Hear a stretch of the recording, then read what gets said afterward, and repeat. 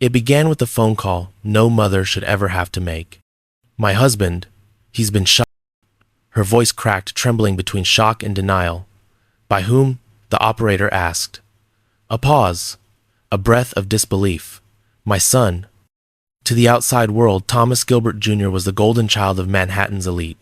Tall, handsome, Ivy League educated, dressed in tailored clothes, drifting between surf trips and cocktail parties. A boy who had everything and acted like the world owed him more. But privilege doesn't build character. Sometimes it destroys it. For years, his parents had carried him through adulthood. They paid his rent in a luxury Chelsea apartment. They covered his meals, his gym memberships, his nights out. And on top of everything, they handed him a $3,000 monthly allowance money he burned through without purpose, without gratitude, without even the pretense of ambition. By early 2015, his father, Thomas Gilbert Sr., a respected hedge fund manager, finally decided enough was enough. The allowance would be reduced, not by thousands, not by half, just $200. A symbolic push toward responsibility, a nudge for a grown man to stand on his own feet. But to Tommy, it was unforgivable. On January 4th, 2015, he visited his parents' Beekman Place apartment. He greeted his mother, made small talk, and then with unsettling calm, asked her to leave to get him a sandwich and a soda. It wasn't a request. It was an exit strategy. As soon as she stepped out, Tommy walked into his father's bedroom, carrying a Glock hidden in a paper bag. He raised the gun. A single shot tore through the quiet room, striking his father in the head. Then, he placed the weapon neatly on his father's chest. Staged, precise, an imitation of suicide. Minutes later, his mother returned home, unaware that the son she loved had just executed the man she had shared her life with. Her screams filled the apartment as she dialed 911. Police swarmed quickly, and what they found in Tommy's apartment shattered every lie he had ever told. Behind designer clothes and surfboards, officers discovered ammunition, multiple firearms, illegal magazines, and evidence of a man preparing for violence, not a lost soul acting out of a single moment of rage. Investigators dug deeper. Tommy's polished persona, finance expert, investor, hedge fund prodigy, collapsed instantly. In reality, he had no job, no career, no plans, just endless lies wrapped in privilege. The trial drew national attention, not only because a wealthy heir murdered his father over a minor financial disagreement, but because of the cold entitlement behind it. Prosecutors painted him exactly as he was: spoiled, arrogant, manipulative, a man who had been given everything and believed he deserved even more. His mother testified, shaking, crying, confirming that the request for the sandwich, the soda, the entire setup had been a calculated way to isolate his father. The defense tried to argue mental illness. They submitted psychiatric notes, spoke of paranoia, delusions, instability, but the prosecution dismantled it with one fatal truth. This wasn't madness. This was greed. He didn't kill because he was broken. He killed because his father finally said no. After only one day of deliberation, the jury delivered its verdict: guilty of second-degree murder and weapons charges. In 2019, the judge sentenced him to 30 years to life, saying, "You lived a life of privilege, and instead of gratitude, you chose destruction. You murdered the man who gave you everything." Today, in 2025, Thomas Gilbert Jr. sits in a New York prison cell. No surfboards, no trust fund, no elite lifestyle, just the cold reality of what entitlement can become when gratitude runs out. A family torn apart over $200. Chandler Halderson was to anyone on the outside the kind of son people bragged about. Polite, soft-spoken, oddly charming in a quiet way. He told neighbors he was studying renewable energy engineering. He told friends he worked at an insurance company. He told his family he had secured an internship at SpaceX and was preparing for a promising future. His parents, Bart and Krista, believed every word. They were proud, so proud of the boy they had raised, the boy they thought was building something extraordinary with his life. They had no idea that every piece of it was fiction. Behind the closed door of his bedroom, Chandler spent his days gaming, sleeping, drifting, and constructing a fantasy world piece by piece. He forged transcripts, faked emails from professors, created entire chains of imaginary messages from non-existent supervisors. He fabricated medical issues, staged injuries, invented physical therapy sessions. His life was a quilt stitched from lies, and the deeper he went, the harder it became to tell the truth. By the summer of 2021, those lies were beginning to collapse. Bart Ever, the patient father, finally called the college himself. The person on the phone told him something he never expected to hear. Chandler had not been enrolled in years. He wasn't graduating. He wasn't employed. He wasn't anything he claimed to be. For the first time, Chandler's carefully constructed world began to fracture. On July 1st, 2021, Bart confronted his son. It wasn't an angry fight. It wasn't an explosion. It was simply a father asking his son to tell the truth. But Chandler couldn't let the truth surface. He couldn't let the image he had built crumble. And so in a moment born out of desperation and self-preservation, he shot his father in the back. Hours later, Krista returned home carrying groceries and ready to unwind from her day. She expected the familiar safety of home, but instead she walked into a nightmare. Chandler attacked her too, murdering her mother who had always believed in him no matter how unbelievable his stories had become. What followed was a cover-up that revealed the depth of Chandler's coldness. He dismembered both bodies using tools from the garage, placed parts into coolers, and drove across rural Wisconsin, scattering the remains in ditches, fields, and along riverbanks. Some he burned in a friend's fire pit. Some he tried to hide on private farmland. He drove around for days with coolers in the back of his car, and not once did he break. He continued the performance. He texted his parents' phones, pretending he believed they were at the family cabin. He told neighbors everything was fine. He invited his girlfriend over, even while the smell of bleach still lingered in the basement air. He played the role of the worried son with disturbing ease. But the cracks appeared quickly. A neighbor asked why he was burning something late at night in their fire pit. A farmer noticed Chandler on his land acting strange and evasive. His iPhone's GPS betrayed him, placing him at each dump site at the exact time the remains appeared. Police noticed inconsistencies, odd pauses, explanations that didn't match. When they finally searched the house, the truth was undeniable. Blood soaked through the basement floor. The cleanup was sloppy. Evidence of dismemberment hid behind tools and storage bins. The home that had once been filled with warmth had become a silent witness to its owner's destruction.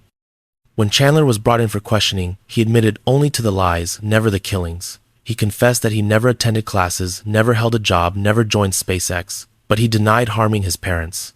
Even as the evidence stacked higher, even as detectives traced his phone step by step to each hidden body part, even as the reality became impossible to deny, Chandler insisted he was innocent. His emotionless calm left detectives chilled.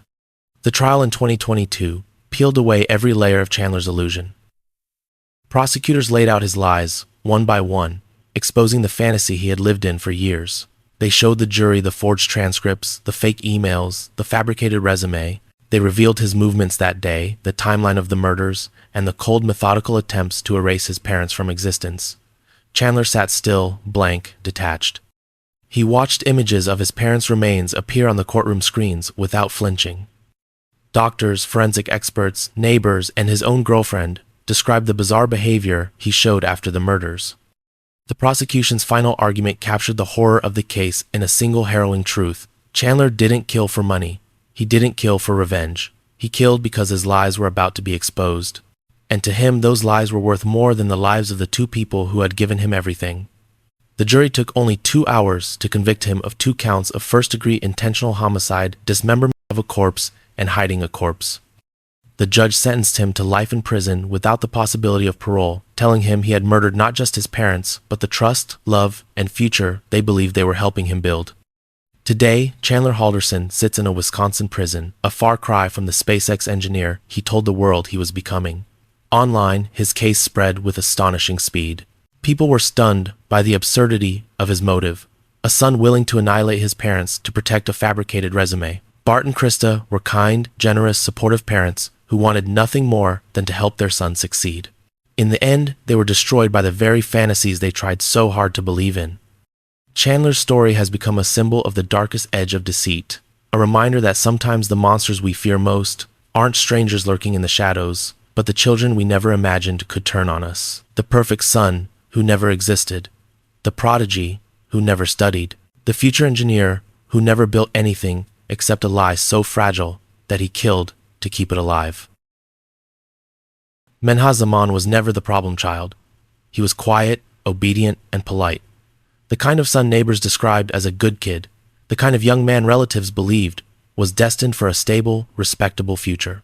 To his Bangladeshi Canadian family, living in the Toronto suburb of Markham, he was a source of pride. He told them he was studying engineering at York University. He told them graduation was only weeks away.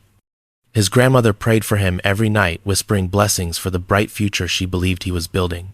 His mother cooked his favorite meals, making sure he had the strength to study. His sister encouraged him, excited to see her brother become the first engineer in the family. And his father, exhausted after long shifts at a factory job, told friends how proud he was that his son would soon walk across a stage wearing a cap and gown.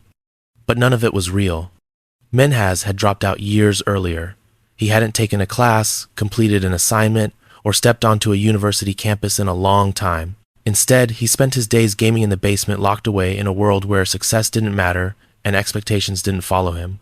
Every time someone asked about school, he built another lie. Fake deadlines, fake exams, fake stories of labs and lectures that never existed. And when graduation approached a day his family had waited for, prayed for, saved for, Menhaz felt the walls closing in. There would be no diploma, no ceremony, no engineering job, just the truth waiting like a storm at the door. But instead of opening that door, he chose to silence the people on the other side. On July 27, 2019, his family returned home one by one. His grandmother, Feroza Begum, entered first. She loved him deeply. She always defended him, even when others questioned his behavior. Moments later, she was dead killed by the grandson she prayed for. His mother, Moniruz, came home next, still dressed in her prayer clothes, carrying groceries for dinner. She probably smiled when she walked in expecting warmth. Instead, she met a brutal end. Hours later, his sister Melissa came home. She was young, full of promise, and excited about her own future. Menhaz loved her too. Finally, his father returned from work tired, probably thinking about dinner and rest. He never made it past the door. 4 family members. 4 lives. 4 futures, erased in a single afternoon, all to protect a lie that had been dead for years. What Menhaz did after the murders stunned the world even more. Instead of hiding, instead of running, instead of burying, what he'd done, he logged onto Discord, the online gaming chat room, where he spent most of his life. There, he confessed in real time to strangers. "I just slaughtered my entire family," he typed. At first they laughed. They thought it was another dark joke, the kind that floats through gaming chats all the time. But he kept typing. He explained his motive. "I couldn't have lived knowing my family saw what a failure I was." The laughter stopped. Doubt turned into horror.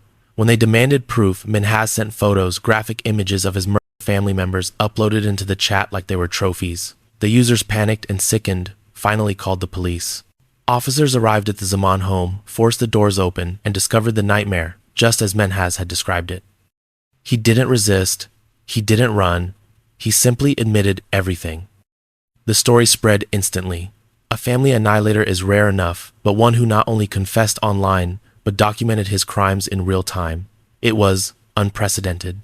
Screenshots of his Discord messages went viral across Reddit, Twitter, and true crime forums. The world watched in collective disbelief as the story of the Discord killer unfolded. When the case went to court, prosecutors didn't need to rely on speculation. They had the confession. They had the digital logs. They had the photos he sent to strangers. They had the motive written by Menhaz himself: shame, fear, cowardice. His entire family had sacrificed everything to give him a future. His mother cooked for him. His grandmother prayed for him. His father worked himself to exhaustion. His sister believed in him. And he killed them all so they would never see the truth that he had been lying to them for years. Prosecutors read his Discord messages aloud in court, each line a devastating blow.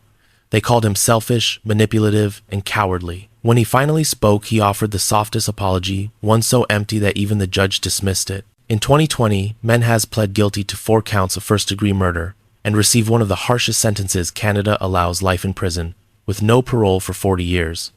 The Bangladeshi Canadian community was shaken to its core.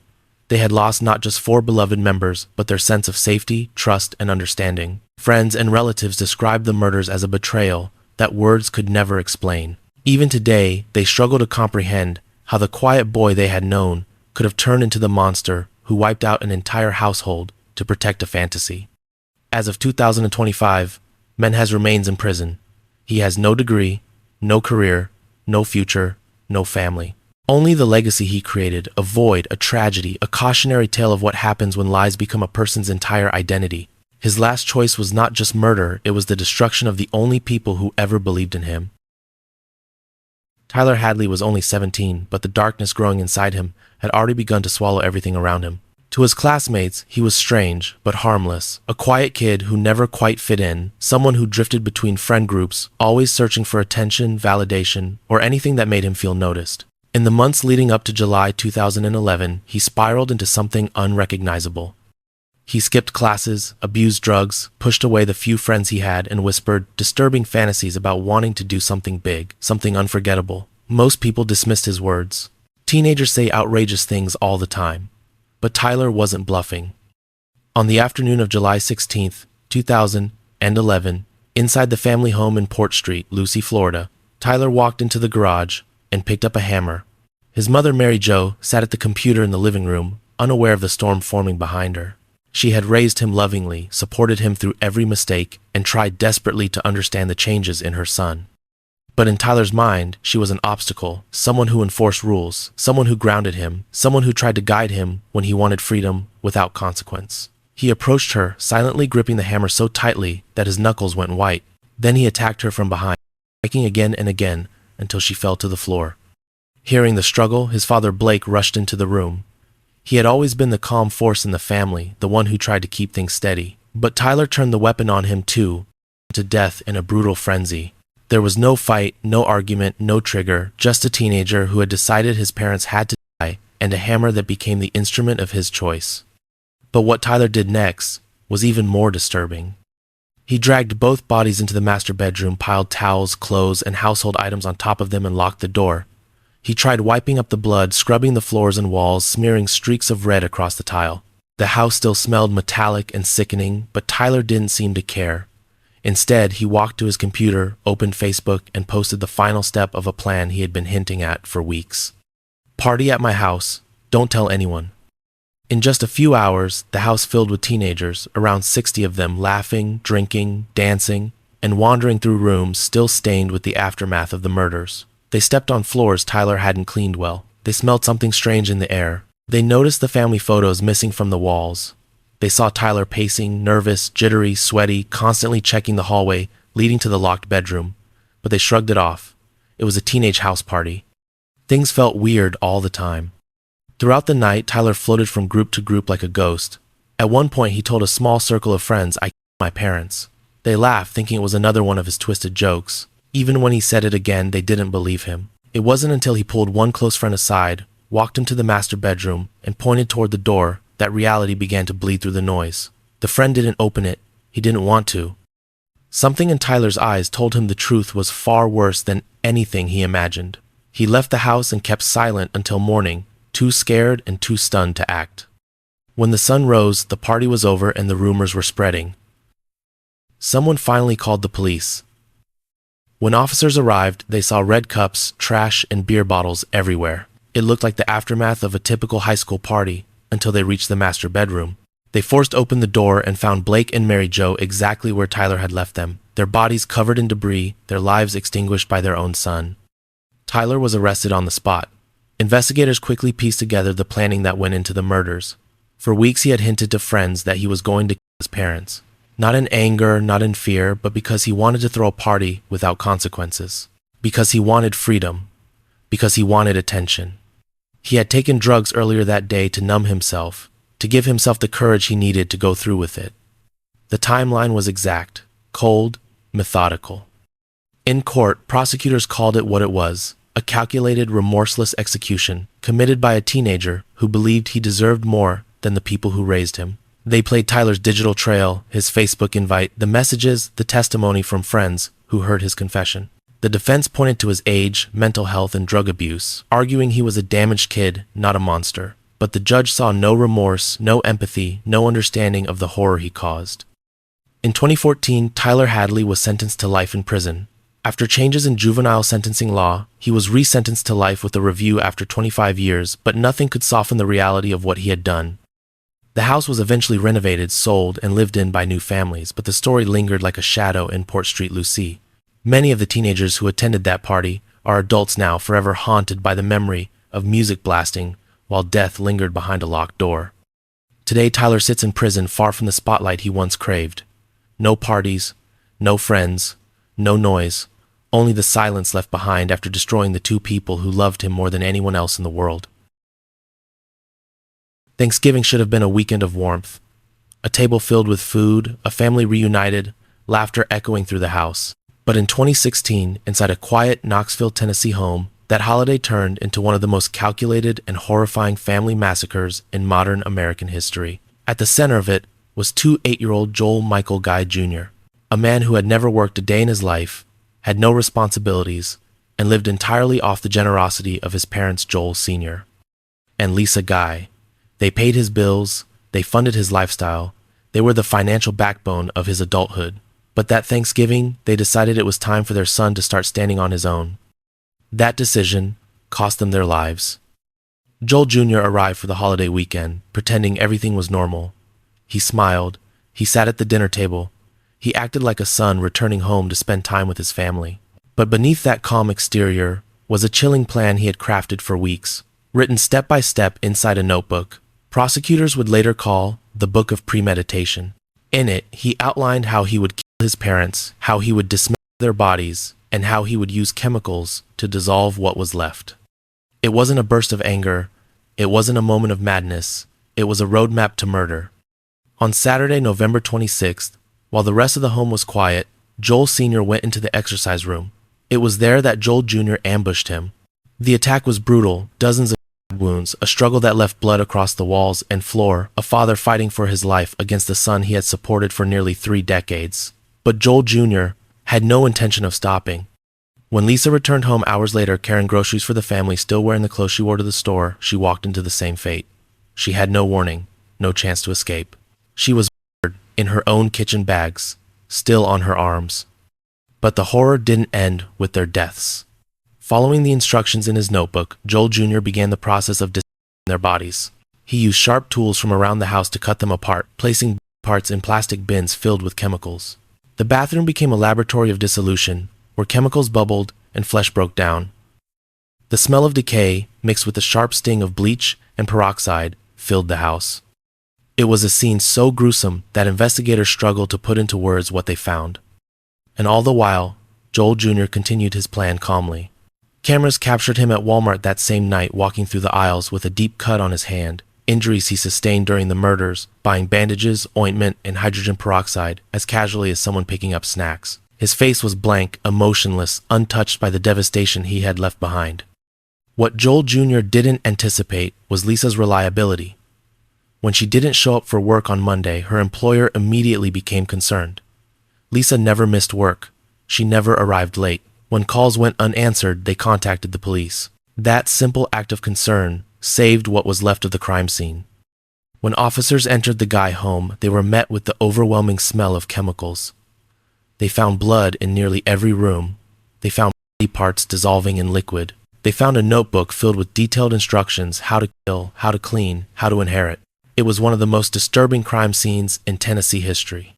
Joel Jr. was arrested shortly after.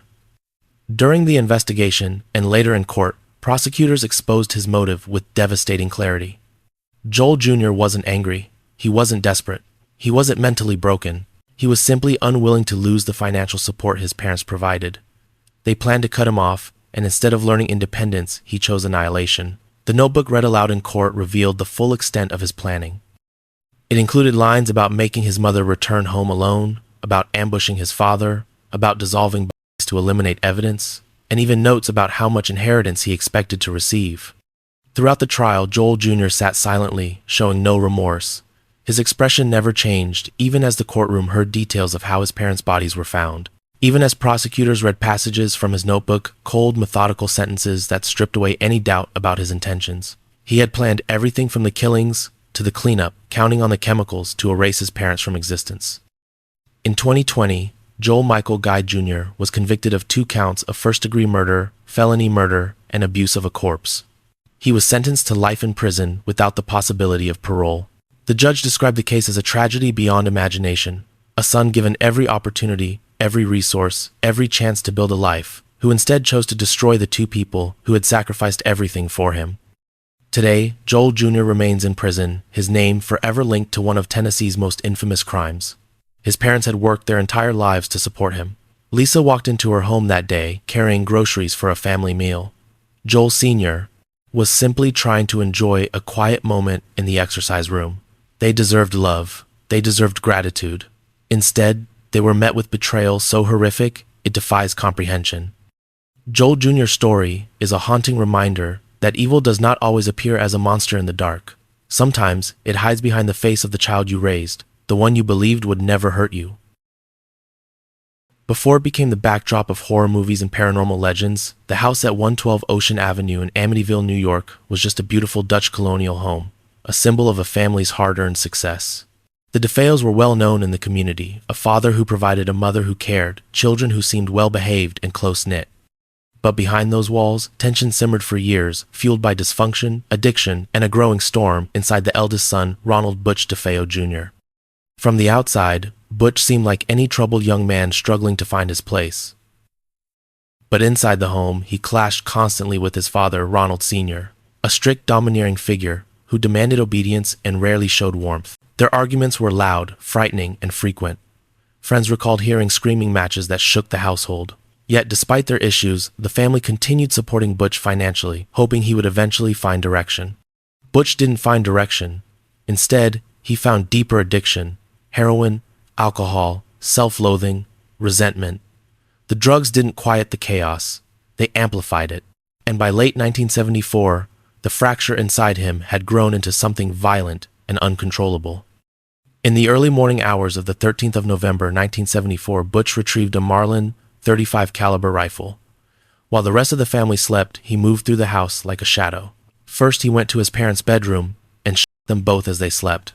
Then he walked to his siblings' rooms, Don, Allison, Mark, and John Matthew, and killed each of them in their beds. 6 people executed one by one, all found lying face down, as if arranged or unaware of what was happening. The most chilling part, despite the rifle's thunderous blasts, none of the family appeared to have woken up or struggled. No neighbors heard anything strange. The silence only deepened the horror. When the massacre was complete, Butch showered, changed clothes, got rid of evidence, and then staged his own performance. Later that day, he walked into a local bar, distraught, shouting for help. "My parents have been shot." Friends and bar patrons rushed with him back to the house, unaware that the killer was standing among them, playing the role of the devastated survivor. Police arrived quickly. As they moved from room to room and discovered the bodies, confusion filled the house. Who could have done something so monstrous? Butch immediately offered an explanation. He claimed the family had been targeted by a mob hitman. His shifting behavior, inconsistent story, and lack of genuine emotion quickly raised doubts. Detectives noticed he contradicted himself each time he repeated the story. By the next day, overwhelmed by inconsistencies, Butch finally broke. "Once I started," he said, "I just couldn't stop. It went so fast." His confessions stunned the nation. The trial in 1975 became a media frenzy. Butch's defense claimed he was insane, controlled by voices that told him to kill. Psychiatrists testified about possible paranoid schizophrenia. They painted him as a man tormented by inner demons.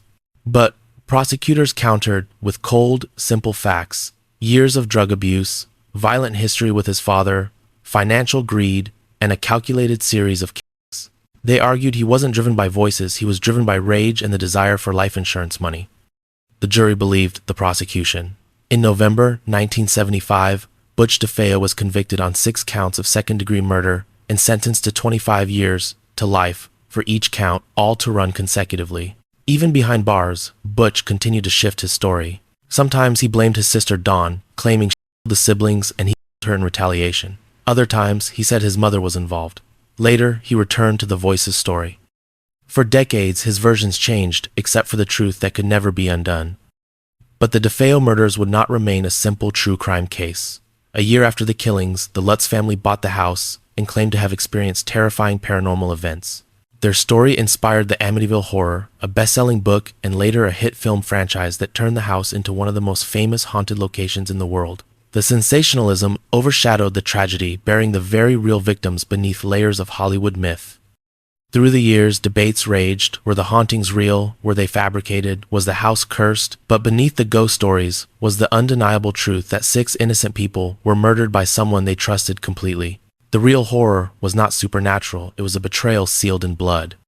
In March 2021, after nearly 5 decades behind bars, Ronald Butch DeFeo Jr. died in prison at the age of 69. His death marked the end of a dark chapter that had become twisted into legend. But for those who remember the victims, not the movies, the story remains one of the most chilling family massacres in American history.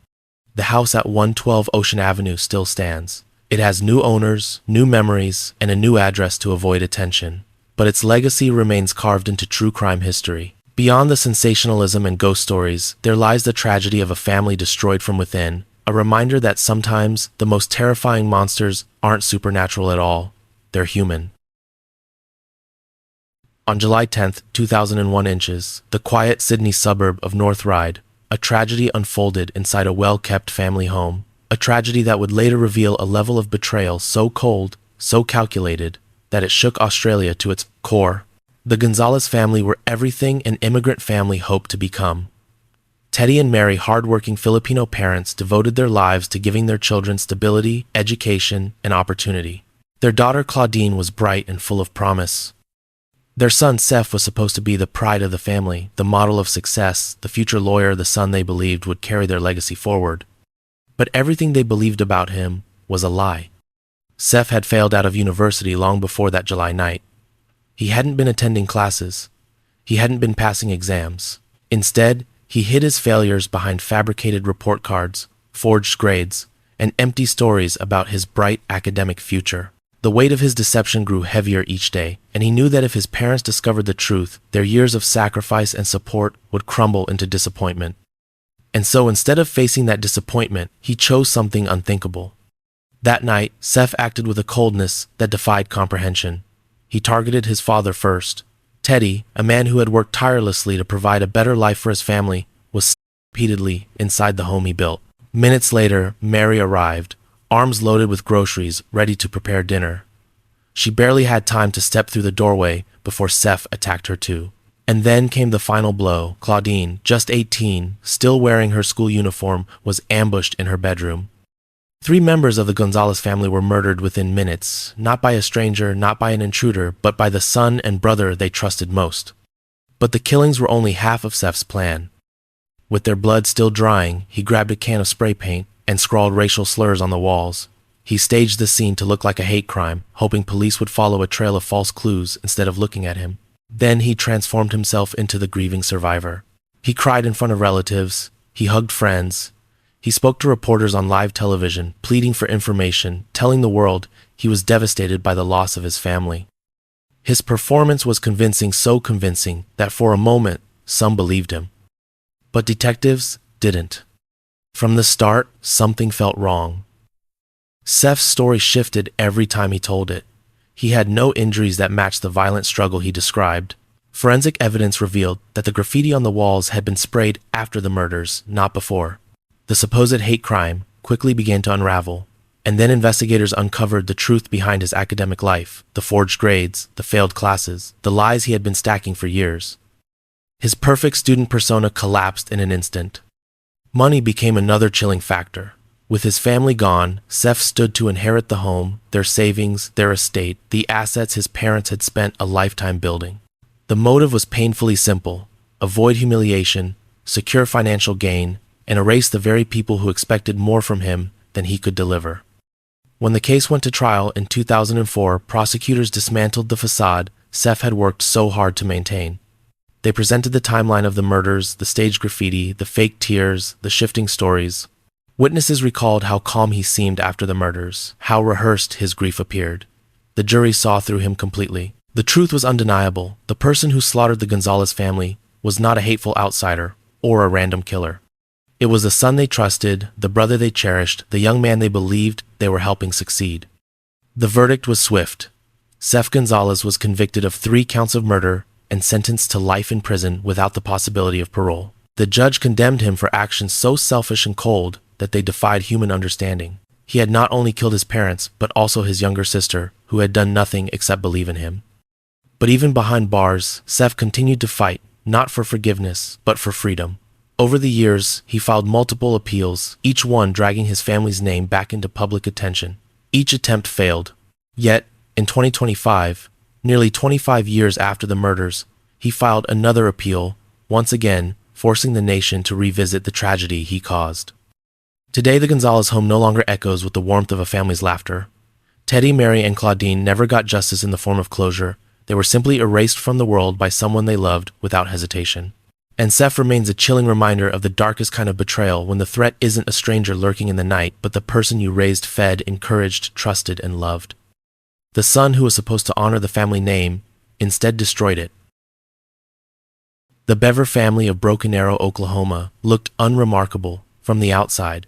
A quiet household, rarely seen, rarely heard, tucked into a suburban neighborhood where children played in the street and neighbors waved at one another.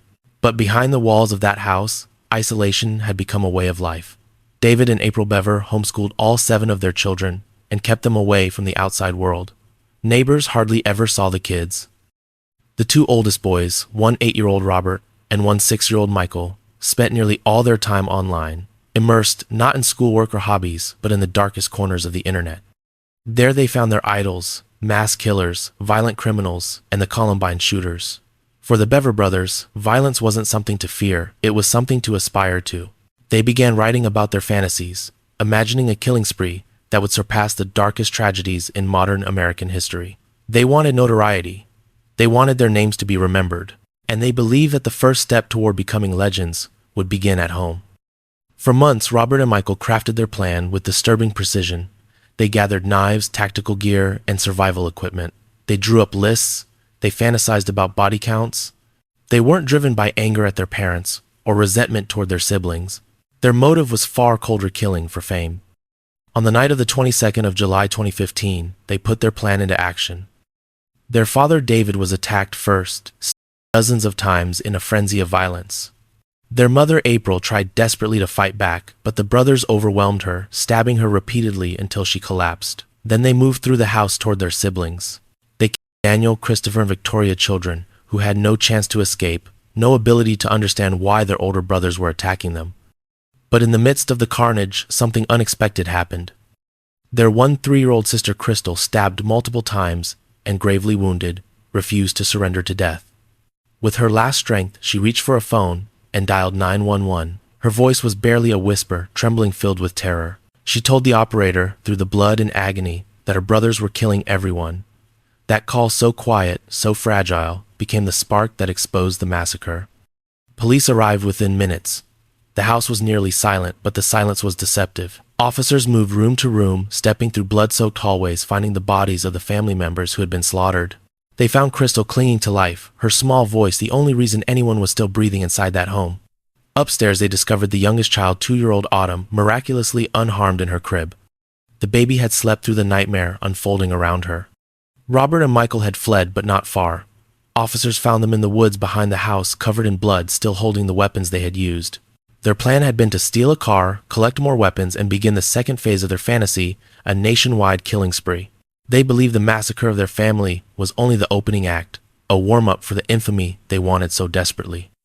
The investigation that followed peeled back each layer of their disturbing obsession. Police uncovered documents on their computers, detailing months of preparation. They read the brothers' messages about how many people they hoped to kill. They listened as Robert described his lifelong desire to murder. They learned that neither brother felt remorse. In fact, Robert spoke with pride, as if what he had done proved something about him. Crystal's survival became the key to the entire case. In court, she testified against her brothers, her voice steady despite everything she had endured. Her bravery became the moral center of the trial, the reminder that innocence had survived even in the darkest violence imaginable. The courtroom heard chilling details. Robert admitted to wanting to kill since childhood. He described the murders not as acts of rage, but as steps toward destiny. Michael, though younger, admitted his role clearly and without hesitation. Neither brother cried. Neither apologized. Neither took responsibility in a way that resembled humanity. The verdicts were swift.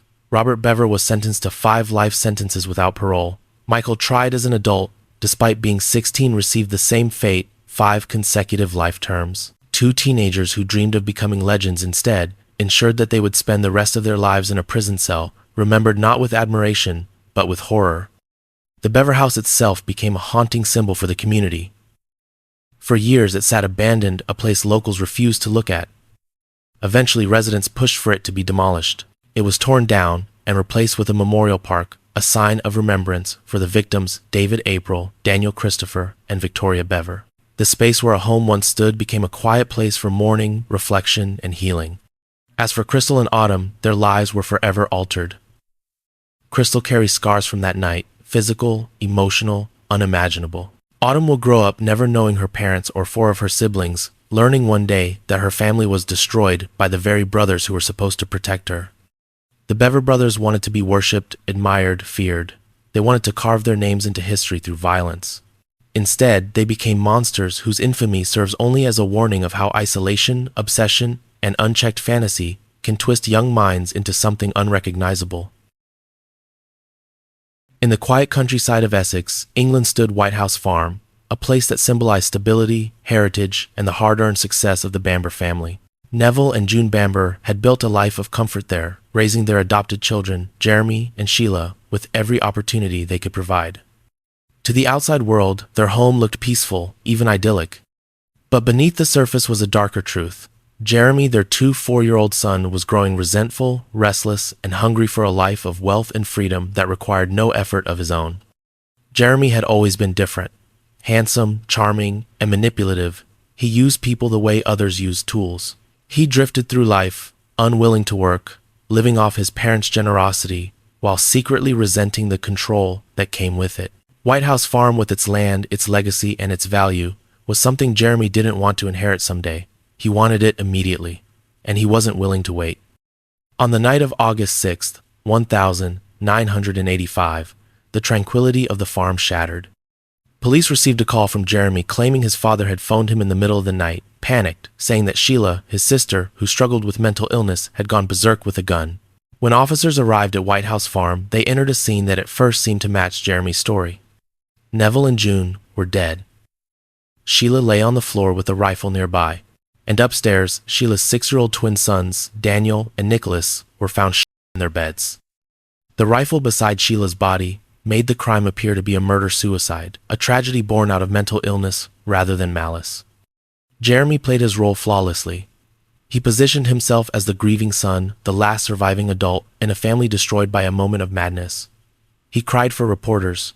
He spoke sorrowfully to friends. For a brief moment, people believed him. But tragedies, especially those involving guns, never stay simple for long. Investigators quickly noticed irregularities. Sheila's wounds didn't align with the position of the rifle. The gun had been wiped clean. The trajectory of the shots didn't match a suicide. Even the phone call Jeremy claimed his father made that night, the one he built his entire story around, was proven never to have happened. Phone records showed no such call was placed. Then came the discovery that changed everything. A sound suppressor, a silencer, was found in a cupboard by relatives. Its interior contained traces of blood consistent with the murders. Forensic experts quickly realized that if the silencer had been attached during the shootings, Sheila physically could not have shot herself afterward. The murder-suicide narrative collapsed. Sheila had not killed her family. She had been framed. With that revelation, Jeremy's facade began to crumble. His alibi was thin. His behavior after the murders, bragging about the money he expected to inherit, buying expensive clothes, acting as if the farm already belonged to him, raised alarm. And then came the testimony of his former girlfriend, who revealed Jeremy had openly talked about family weeks before the tragedy. Chillingly, he had even mentioned making it look like Sheila had done it. The trial in 1986 revealed Jeremy's true nature: cold, calculating, manipulative. Prosecutors argued he executed his parents, his sister, and his nephews for one reason: greed. The jury listened as experts explained how the scene had been staged to mimic a murder-suicide. They heard how the silencer made Sheila's suicide physically impossible.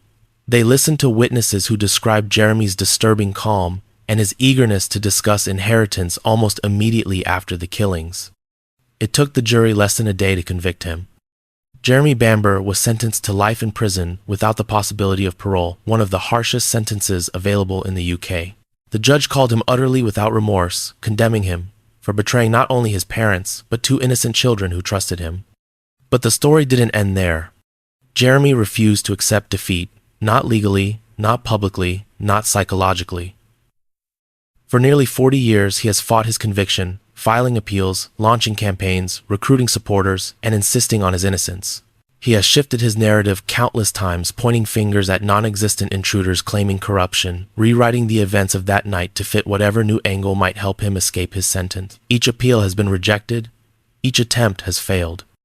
Yet he continues determined to reshape the story of the crime he committed. In 2025, Britain's Criminal Cases Review Commission reviewed his case once again, and once again ruled that the evidence overwhelmingly proved his guilt. Jeremy remains behind bars, a man who could not accept the life he had and destroyed an entire family to grasp for one he never deserved. White House Farm still stands, but it holds scars that time cannot erase. It is remembered not for its beauty or history, but for the night when greed tore a family apart from the inside. The peace of that countryside home was shattered, not by mental illness, not by outsiders, but by a son who believed he was entitled to everything, even if he had to kill to get it.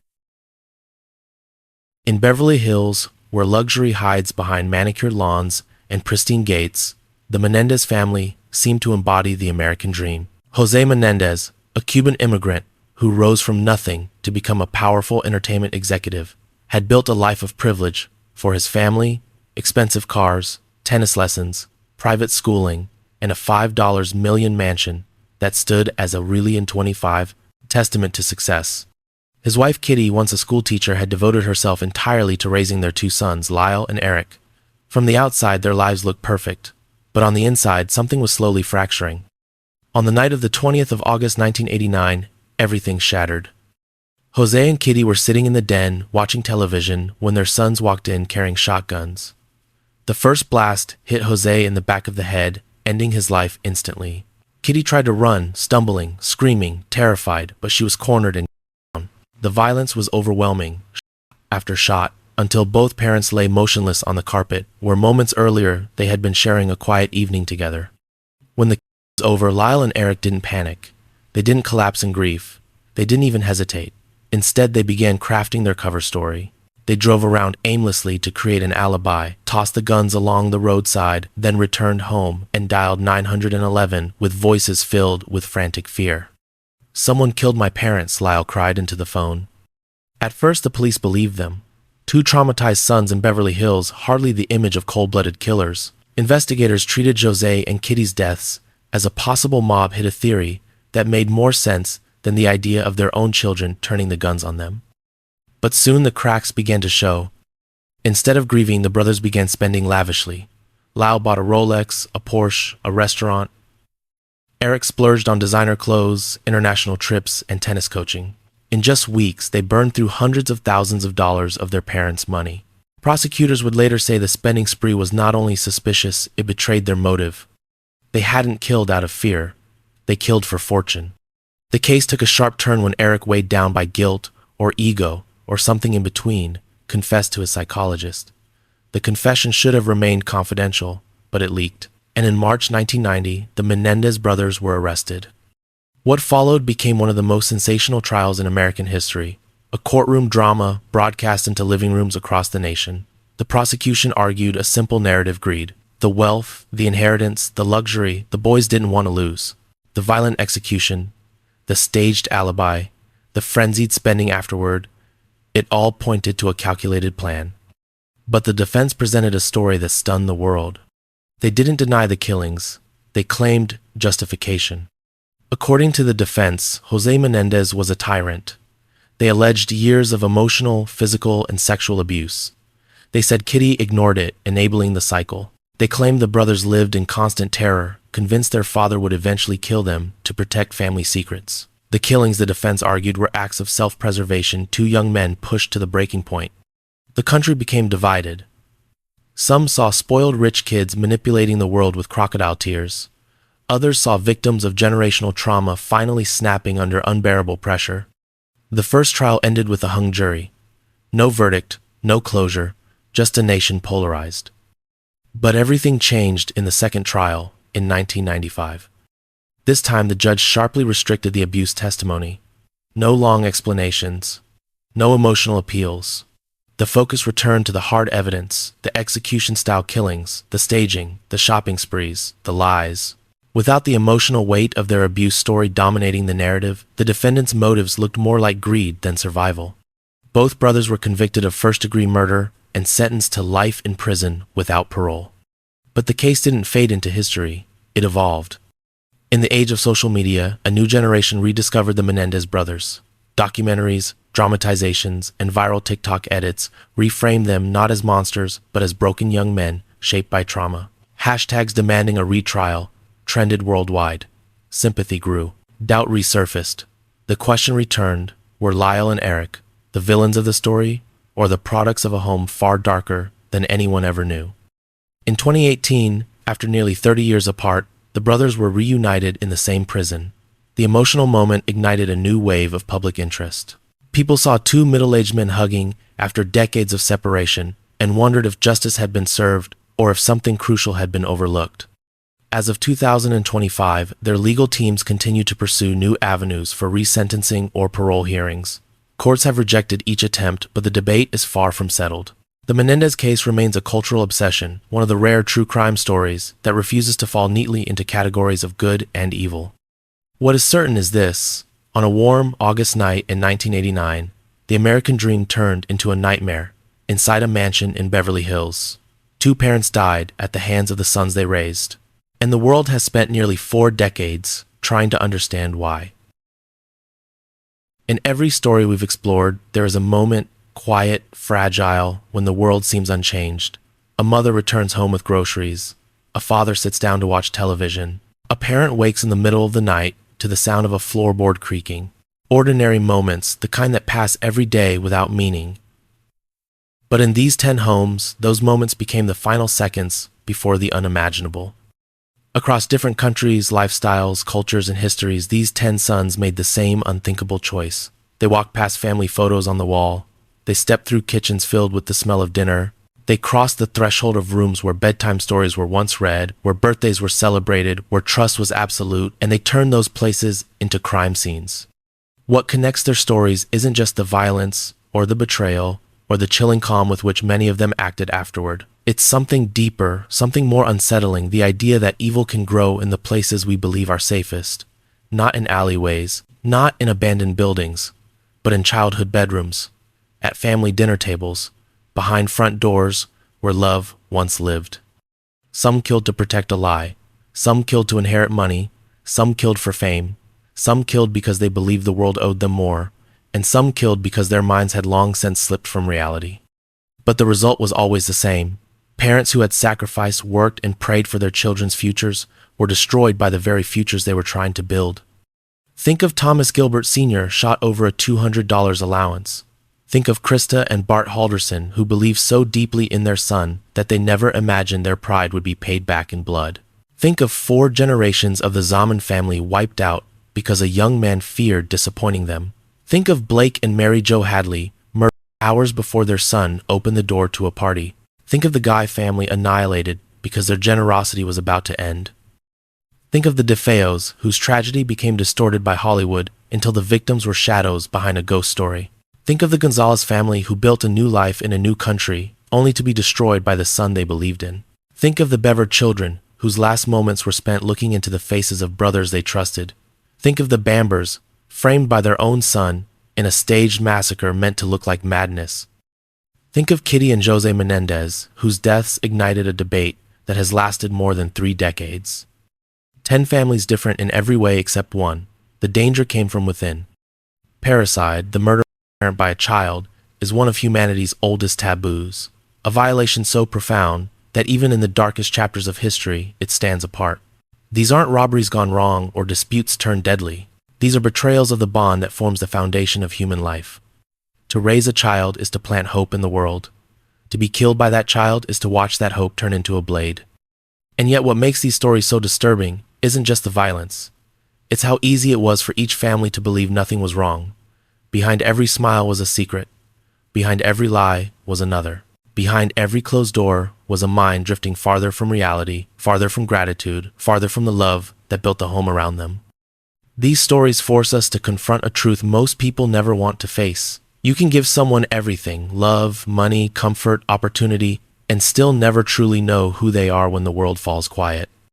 In the end, prisons now hold these sons their names, etched into true crime history, not as misunderstood prodigies or unlucky outcasts, but as warnings. Their legacies are not the degrees they never earned, the careers they never built, the futures they never pursued. Their legacies are the voids they left behind, the empty chairs at dinner tables, the homes turned into nightmares, the generations erased before their time. But the final word belongs not to the killers but to the victims. To the parents who worked double shifts, to the mothers who came home with groceries, to the fathers who believed their sons would one day succeed, to the siblings who loved without hesitation, to the families who deserved better.